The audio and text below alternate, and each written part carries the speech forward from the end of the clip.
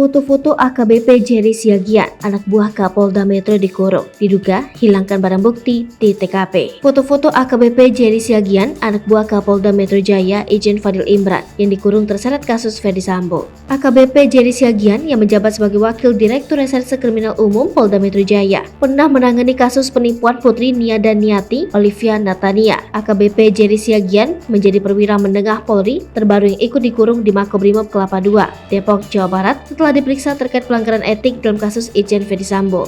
Anak buah Kapolda Metro Jaya Irjen Fadil Imran dikurung gegara diduga menghilangkan barang bukti di tempat kejadian perkara pembunuhan Brigadir J di rumah dinas Irjen Ferdy Sambo. Ini profil AKBP Jerry Siagian yang pernah menangani kasus penipuan Putri Nia Daniati Olivia Natania. Foto wajahnya sampai dicari-cari. AKBP Jerry Siagian menjadi nama ke-32 yang diperiksa karena melakukan pelanggaran etik dalam kasus tewasnya Brigadir Yosua. AKBP Jerry Raymond Siagian adalah lulusan Akpol 2001 kelahiran tahun 1979. Panjang karirnya di Polri, jadi lebih banyak bertugas di bidang reserse. Banyak kasus-kasus kejahatan besar dan keras yang sukses ditanganinya selama ini.